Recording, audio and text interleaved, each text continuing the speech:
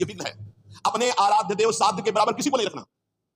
ये बात समझो। किसी वस्तु, व्यक्ति, स्थान, घटना, परिस्थिति, कैसे तुम राजी हो गए कि प्रभु का विस्मरण, जैसे हम किसी व्यक्ति से मिलने में प्रभु को भूल गए तो वो व्यक्ति प्रभु से बढ़कर हो गया। किसी वस्तु के भोग में हम प्रभु को भूल गए तो वस्तु प्रभु से बढ़कर हो गए। साध्य की ओर जिसकी दृष्टि नहीं है वो साधक किस बात का?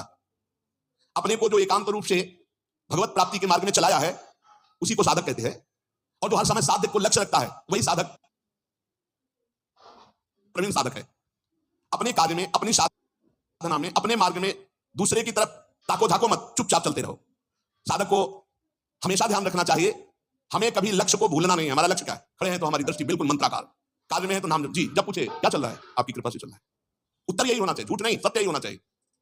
लक्ष्य को भूल गए जिस मिनट जिस सेकंड, मुझसे बड़ी हानि क्या है? तुम साधक क्या हो? हानि हरिवंश के नाम अंतर परे, कहा हनुमंत विपत्ति प्रभु सोई, जब तो सुमिरन भजन न हुई। हरि बाबा ने एक दृष्टांत में बताया कि एक सिद्ध फकीर एक संत की झोपड़ी पर गए तो वहां गड्ढा बना हुआ था सामने घुटनों का भी। उनका शिष्य और संत जन थे तो उनका ये क्या है? बोले हमारे गुरु जी यहां दंडवत करते हैं। कहा ऐसे चिकनी चट्टान में भी गड्ढा बन गया, इतनी दंडवतें करते हैं? बहुत गदगद कंठ हुए। बहुत दिव्य संत हैं जो इतनी दंडवतें रोज प्रभु को करते हैं। तो आकाशवाणी हुई कि इनकी दंडवतों से मैं खुशी नहीं हूं। वो सिद्ध फकीर जो थे संत वो रोने लगे। इतने में महात्मा आ गए। अरे देखा क्यों संत, तो प्रणाम किया, उनका दंडवती करना स्वभाव था, प्रणाम किया। वो रो रहे थे, उनकी तरफ बड़ी दुखद दृष्टि से देख रहे थे। तो उनका प्रभु आप रो क्यों रहे हैं? उनका तुम्हारे लिए रो रहा हूं। हमारे लिए क्या परेशानी? हमको क्या परेशानी? बोले आप इतनी मेहनत करते हैं, इतनी दंडवत करते हैं और आकाशवाणी हुई है कि प्रभु आपकी दंडवतों से, नमन से खुश नहीं है। वो नाच पड़े। बोले सच्ची? बोले हाँ। बोले प्रभु ये तो बड़ी खुशी की बात है कि मैं दंडवती करता हूं, प्रभु को ही पता है। प्रभु देख रहे हैं कि मैं उनको दंडवती करता हूं, इसमें रोने की क्या बात है? ये तो बहुत खुशी की बात है।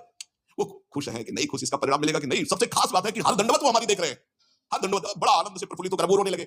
आनंद शुरू इस बात से कि प्रभु मेरी हर दंडवत को देख रहे हैं, स्वीकार करें ना करें, लेकिन मेरी दंडवत को देख रहे हैं, मेरी साधना को देख रहे हैं। थोड़ी देर में आकाशवाणी फिर हुई, अरे संत मैं तुम पर बहुत प्रसन्न हुआ, तुम जो चाहो मांग सकते हो। तो जो सिद्ध महापुरुष आए हुए थे उन्होंने कहा अभी तो आपने आकाशवाणी की थी कि इनकी बंदगी, इनकी दंडवत से आप प्रसन्न नहीं, अभी आप कहते हैं मैं बहुत प्रसन्न हूं, तो इतनी देर में कौन सी साधना हो गई? बोले इतनी देर में जो इनका अपनापन मेरे लिए है, उमंग है, वो इनकी जो जागृत हुई, उसी उमंग और अपनेपन से मैं बहुत प्रसन्न हो गया और इनकी साधना पूर्ण हुई। एक क्षण लगता है। हमको ये नहीं देखना कि इसका परिणाम क्या होगा। हमको अपनी दिनचर्या, अपनी नियमावली करना, इसी से भगवान भी कहते मैं प्रसन्न नहीं। तो ये बात तो है कि आप देख रहे हो ना, बस इतनी बात बहुत है, आप देख रहे हो बस। शनै शनै रूपरमित बुद्ध्या धृति गृहीतया आत्मसंस्थम मनः कृत्वा न किंचिदपि चिंतयेत्। धीरे धीरे ऐसा अभ्यास बनाओ, सब जगह से मन को बार बार हटाकर नाम में लगाओ और कुछ चिंतन ही न हो, अपने प्रभु का भजन।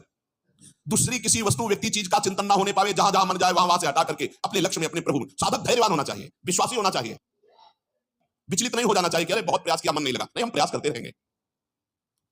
जब हम रात्रि में टहलते हैं तो एक ऐसी आवाज आती है, वो कोई साधक करते हैं, बहुत अच्छा लगता है। मानो पौने 2 बजे नींद आ जाए, खड़े हुए बालकनी नाम, अरे यहाँ मेहनत करनी, मेहनत करके, प्रयत्न करके हमको अपना मन भगवदाकार बनाना, चिंतन परायण बनाना। बहुत अच्छा लगता है जब साधक कोई साधना में प्रवृत्त होता है। थोड़ा जाग, अपने स्वरूप पे जाग, इन सबको झटका मार। बहुत जोर का तुम्हारे पास करंट पावर है भगवान का, तुम में जो शक्ति उसको जागृत करो। बहुत शक्तिवान हो तुम, साधारण नहीं हो, भगवान के जन हो।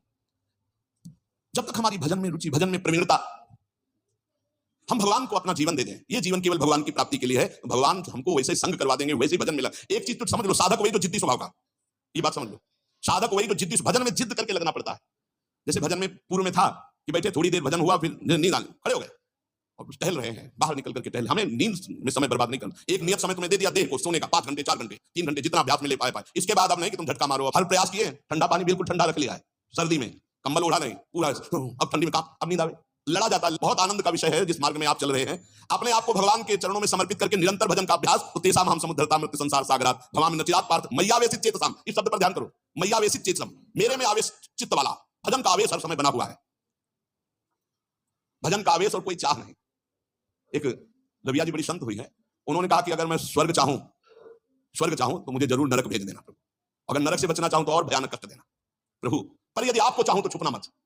अगर आपसे और कुछ चाहूं, सुख चाहूं तो दुख दे देना, स्वर्ग चाहूं तो नरक दे देना, अगर हमारी नरक ना जाने की इच्छा हो तो और भयानक कष्ट दे देना। लेकिन यदि मैं भजन चाहूं और आपको चाहूं तो इसमें धोखा मत कर देना। मैं आपको चाहती हूं, आप हमारे हृदय की बात जानने वाले। साधक जब इस मार्ग में चलता है तो उसको प्रलोभन और भय, ये 2 चीजें माया भेजती है, ध्यान रखना। साधक इस मार्ग में जब चलता है तो प्रलोभन और भय, कोई भी हो,